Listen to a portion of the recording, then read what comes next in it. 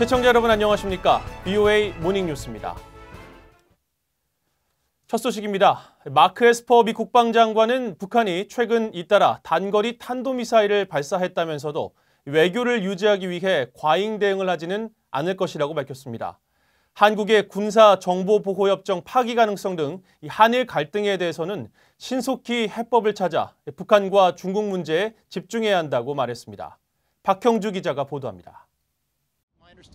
마크 에스퍼 미 국방장관은 6일 일본으로 가는 기내에서 북한의 최근 연이은 미사일 발사와 한일 갈등에 대한 입장을 밝혔습니다. 먼저 북한의 최근 발사체들을 단거리 탄도미사일로 평가하며 북한의 움직임과 의도를 파악하기 위해 예의주시하고 있다고 말했습니다. 그러면서도 외교의 문을 열어놓는 것이 중요하다며 과잉 대응하지 않을 것이라고 덧붙였습니다. I think the key is to keep the door open for diplomacy. The president had a good meeting last month or so with President Kim Jong-un, and we're not going to overreact to these, but we monitor them, we watch them closely, and we're cognizant of what's happening. 에스퍼 장관은 또 현재 컴퓨터 시뮬레이션으로 진행 중인 미한 동맹 훈련을 향후 군사 훈련으로 전환할 것이냐는 질문에는 지금 단계로서는 그럴 계획이 없다고 선을 그었습니다. 지난해 미북 정상회담 이후 연합훈련을 일부 조정했으며 외교를 지속하기 위해 이를 여전히 지키고 있다는 설명입니다. 그러나 동시에 준비태세를 분명히 해야 할 필요가 있다는 점도 강조했습니다. 에스퍼 장관은 이어 최근 한국 정부 측에서 파기 가능성을 거론하고 있는 한일 군사정보보호협정 지소미아에 대해선 공동방위의 핵심이라며 이런 정보 공유가 계속되도록 권장할 것이라고 밝혔습니다. 또 한일 갈등에 대해 두 나라 모두 정치적 해결이 필요하다는 점을 이해하고 있다며 이 문제를 일본, 한국 당국자들과 논의할 것이라고 말했습니다. 특히 양측에 이 문제를 빨리 해결하고 북한과 중국에 집중할 수 있도록 하자고 요청할 것이라고 덧붙였습니다. 에스퍼 장관은 그러면서 북한에 대해선 당면한 위협과 도전, 또 중국에 대해선 장기적이며 더 큰 도전이라고 언급했습니다. 취임 이후 처음으로 아시아를 순방 중인 에스퍼 장관은 7일 도쿄에서 이와야 타케시 일본 방위장관과 회담한 뒤 9일 한국에서 정경두 국방장관을 만날 예정입니다. BOA 뉴스 박형주입니다. 앞서 북한은 미한 연합훈련이 시작된 지 하루 만에 또다시 발사체를 발사했습니다. 한국 군 당국은 이번 발사체도 탄도미사일로 추정했고 청와대는 관계부처 장관회의 뒤 다소 원론적인 입장을 밝혔습니다. 9.19 평양 군사합의 위반 여부에 대해서는 한국 정부 내 엇갈린 입장이 나왔습니다. 서울에서 안소영 기자의 보도입니다. 한국합동참모본부는 6일 새벽 북한이 쏘아 올린 발사체에 대해 단거리 탄도미사일로 추정한다고 밝혔습니다. 발사 시각은 6일 새벽 5시 24분과 36분으로 발사 위치는 황해남도 과일군으로 탐지됐다면서 비행거리는 450km, 정점 고도는 37km며 최대 비행속도는 마하 3.6이라고 설명했습니다. 그러면서 지난 7월 25일 발사한 단거리 탄도미사일과 유사한 비행 특성을 가진 것으로 평가했습니다. 청와대는 국가안보실장과 국방부 장관, 국가정보원장이 긴급 관계부처 장관회의를 열었습니다.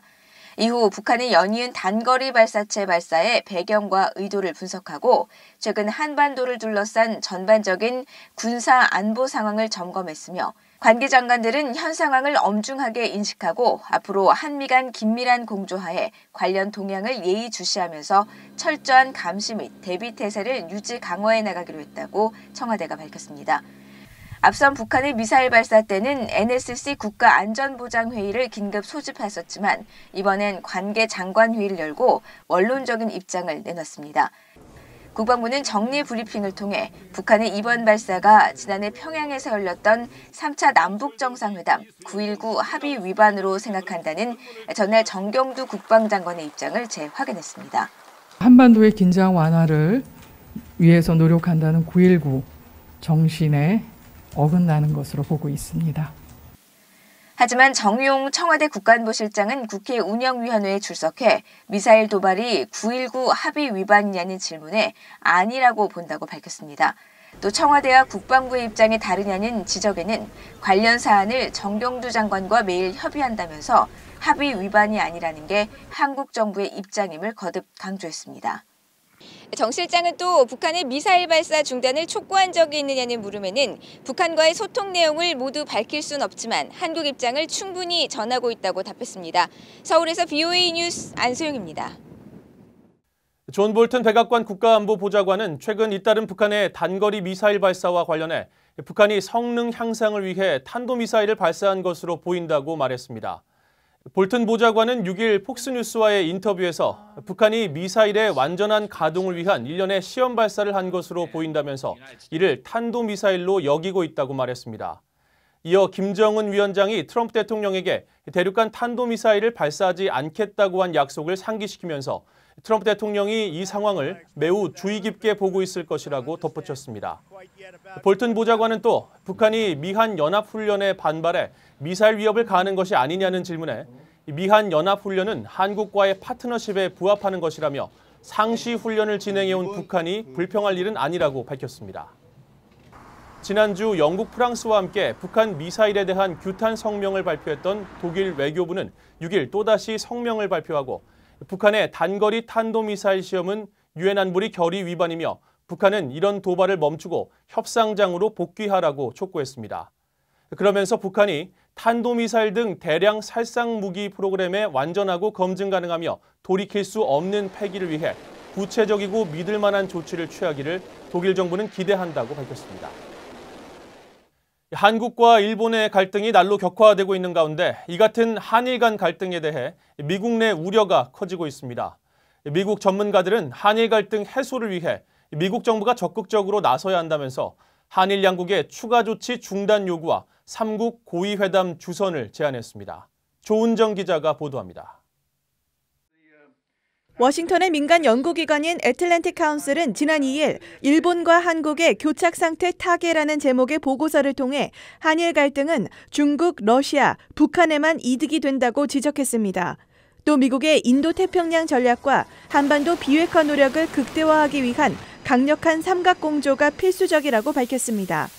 그러면서 미국이 공개적으로 또는 마쿠에서 적극적이고 가시적인 고위급이 개입해야 한다면서 미국의 적극적인 개입은 문재인 한국 대통령과 아베 신조 일본 총리가 정치적 방향을 바꿀 수 있는, 납득할 수 있는 이유가 될 것이라고 강조했습니다. 단기적으로는 일본과 한국이 추가 조치를 삼가는 현상 동결 합의를 맺도록 하고 중기적으로는 미국이 나서서 3국 간 고위급 회의를 주선할 것을 제안했습니다. 인도태평양 전략과 북한 문제 등 세 나라가 이익을 공유하는 분야를 논의하며 신뢰를 다질 수 있을 것이라는 설명입니다.